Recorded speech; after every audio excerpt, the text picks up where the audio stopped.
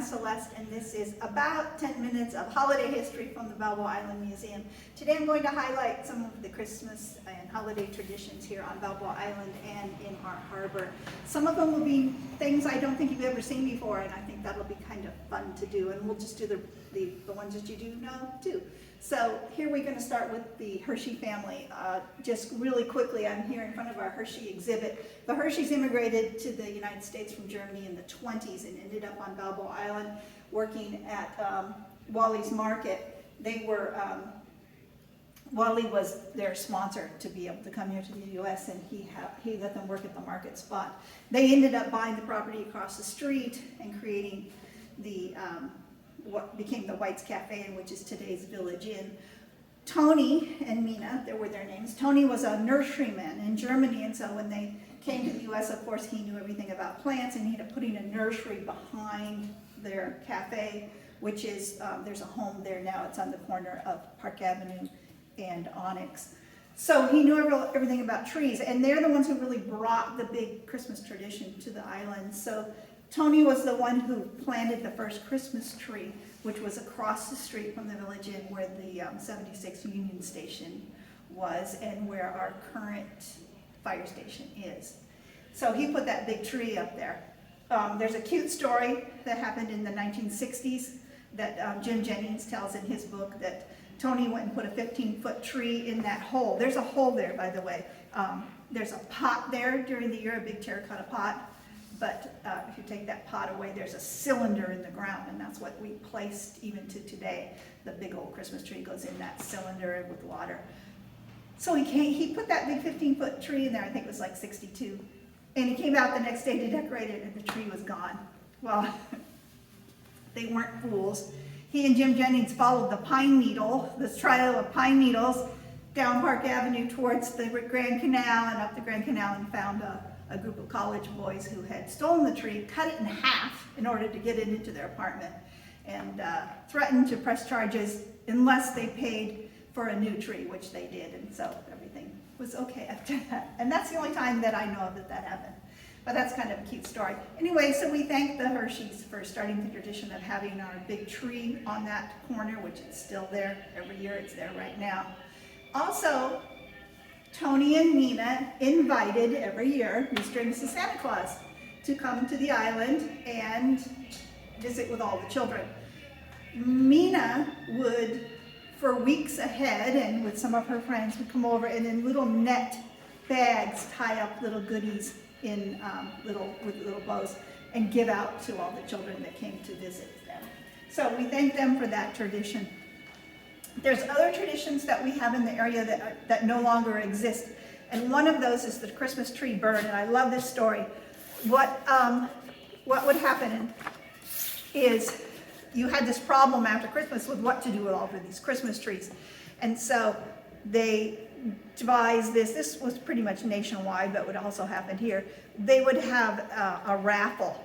So for every Christmas tree that you would bring into the burn area where they're going to create this bonfire and burn all these trees, you would get a raffle ticket. And so because of this, the kids figured out, hey, we're just gonna go around and collect Christmas trees. So they would go out and ask people, can we have your tree? Or if it was sitting by the curb, they would take the trees. And so the more trees that they brought over to the lot, the more tickets they could get. So they would drag them on their bikes, put them in their wagons, put them in their dad's truck, whatever they could do to get them to these official burning places. The official burning places in Newport were at the Newport Pier, and then there was a big one behind, in the vacant lot behind Westcliff Plaza, which is today apartments that had just been torn down to make a new complex. I never went to one of the tree burns in Newport, but I did go to the tree burn in Woodbridge. Before they built the south part of Woodbridge, they did it on the big vacant areas there. And I have to tell you, it's very impressive. This is a picture of my friend Chris and my son. We are at the tree burn, and you can see in the background, we are really far away from it in that picture, and you can see how tall it is.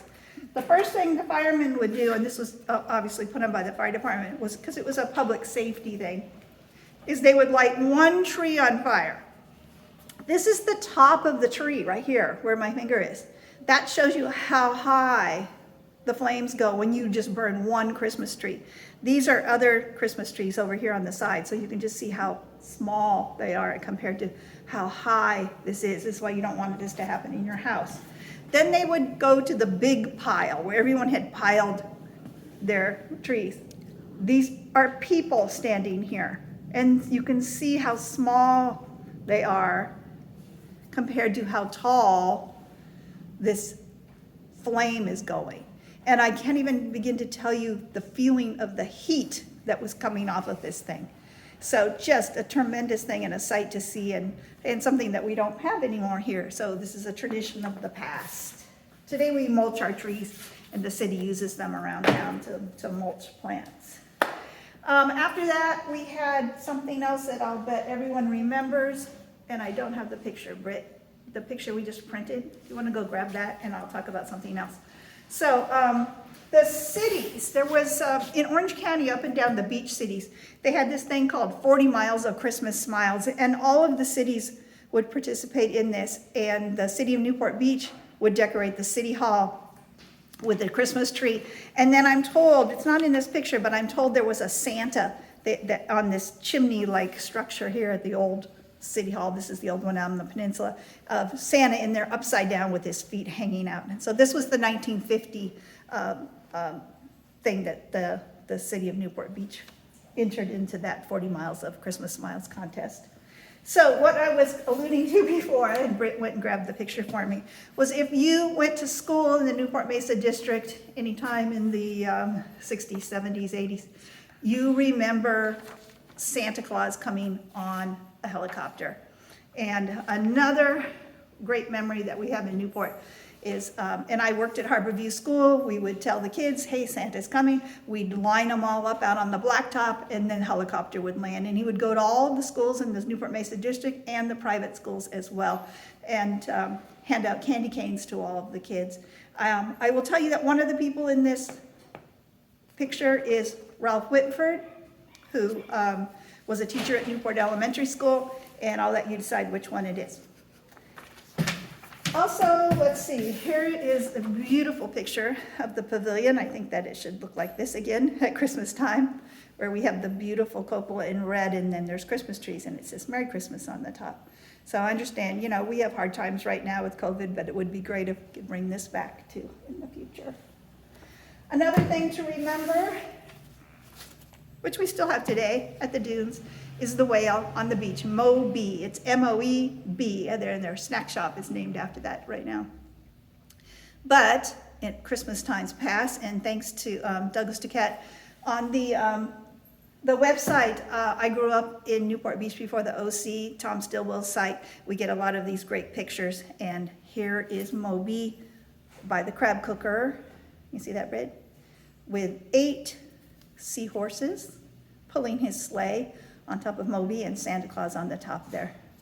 And this is the picture from Doug that is another great one out on the peninsula. Can you see that one? Great. Just love these pictures of him out there. And I think the dunes should do this again because it's just such a cute tradition that we had going there. Let's see, should we, dunes, let's go over here. We're going to talk about the boat parade now, which is controversial. So, the boat parade was a summer parade, and it started in 1907 with, and I know you're going to think this isn't right, but it did, and it was with Fred Beckwith, who was the postmaster in 1907, and 1907 is when the chamber came to being too, and they were called the boosters or the chamber at that time, and Fred was part of that. And he had a group of people coming down from Pasadena, and he lit up his boat at night and took them around the bay, and that was in 1907. In 1908, if you read about Newport history, that's what the date on July 4th that we had this huge July 4th party. Well, all these people came down from LA, and they reenacted the Battle of Manila inside the bay with firecracker cannons and fireworks and all of this going on. Watching that parade were rowboats and canoes with Japanese lanterns. And these, when we talk about Japanese lanterns, going forward too. These were the paper lanterns with candles inside. If it was rough, those would catch on fire all the time and burn up the lanterns and sometimes burned up the boats. So it was a dangerous thing to have these Japanese lanterns. So anyway, there were boats surrounding this Battle of Manila. One of those boats was John Scarpa's gondola, who had recently come down from Venice, California, not Italy, and was running his gondola in our bay for the tourists. The very next month, in August, John Scarpa organized what he called the Illuminated Water Parade, where he had 8 canoes and his gondola lit with lights, and they toured through the bay. So that's the first technically called Illuminated Water Parade, but it was definitely in the summer. In 1913, we come back to Beckwith, and he organizes a larger parade going through a lit parade in the summer at night going through the bay. It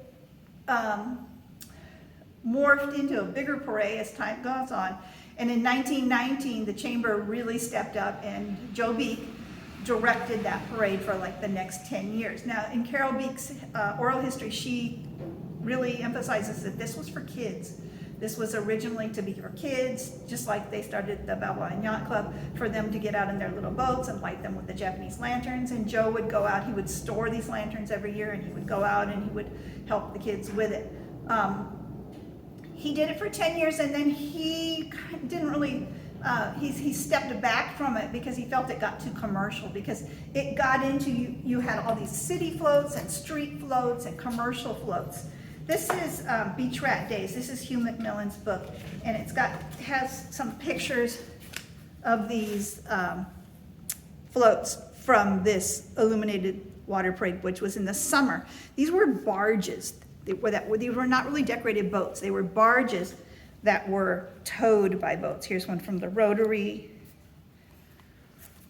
which says Rotary upside down because it's rotating around there. And this is the Elks Lodge, and then the city of Corona del Mar has theirs here. So this is interesting. So this goes on till 1949. In 1946, we start with a Christmas boat parade, and I have a picture of that happening right here. So this is the first Christmas boat parade, a one-boat Helena barge. I think this is one of the Macmillans, with a Christmas tree on it, and there were city employees caroling on this boat, and this is in 1946. And so technically this is the first Christmas boat parade. Next year they added the ferry with singers, and then boats continued on from then. I want to read you, I know this is going to go over time, but I want to read you this from Hugh Macmillan. He said, so what happened in 49 is the parade just got too big. The summer illuminated parade, which was then called the Tournament of Lights. I should have told you that by Joe Beek. What happened is that it just got so big that the traffic was too bad. And they said it took until like 2 o'clock in the morning for all of the cars to get off the peninsula. And so the police department finally came to Joe Beek, who was still involved, and said, we can't do this anymore. You're going to have to stop this parade. And so they did stop it. And there was an overlap with the Christmas parade. Remember, that started in 46, so that one was still going on. And that's where I love this cute quote, because Hugh says, I hated to see the Tournament of Lights abandoned, but this harbor simply outgrew the idea. And then in the next sentence, he says, the floating Christmas tree that tours the harbor each Christmas season has developed into a parade of boats. I think this is 1948 when he writes this.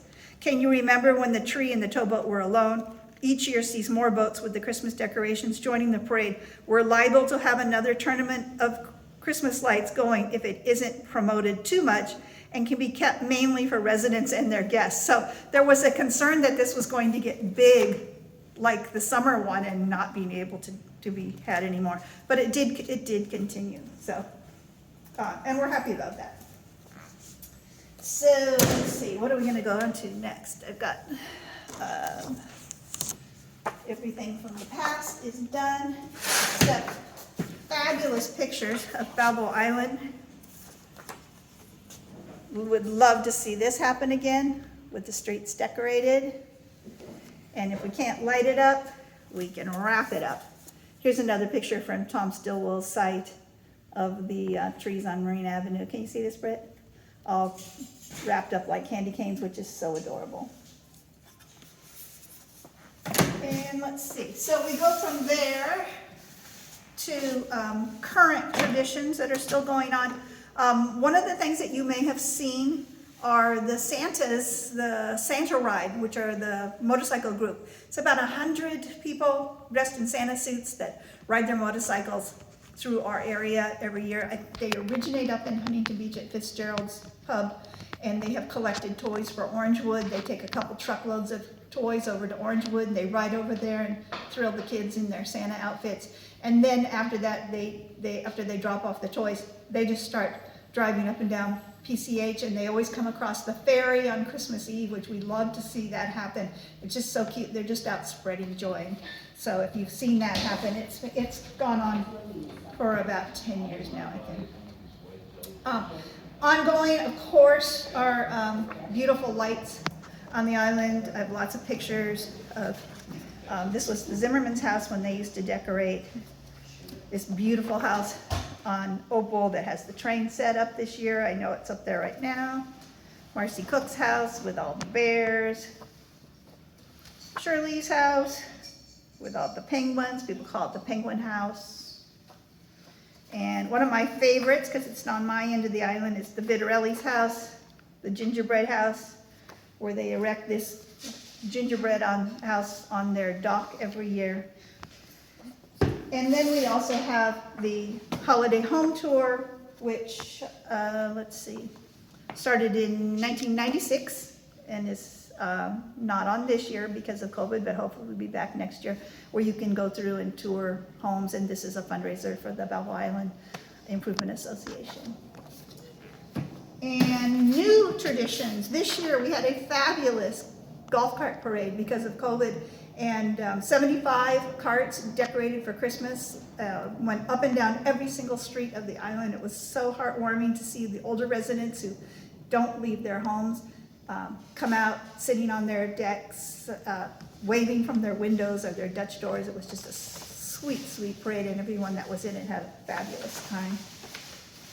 And let's see, new traditions. I didn't know that. Oh, here. So, new traditions would be shopping. We want to encourage everyone to shop here at the museum. We have so many wonderful things that you can give your friends. We have tons of books and puzzles and ornaments you can tie on packages. We encourage you to shop local. Come and shop on Marine Avenue. Come and shop in Newport Beach. I know online shopping is convenient and easy during COVID, but we have curbside pickup, and most of the stores do too. So if you call us, we'll charge it, we'll take it out to you. And that helps everybody here right now on Marine Avenue. And I think that's about it. I think we covered it, Britt? I think we covered it. Snow in front of Village Inn.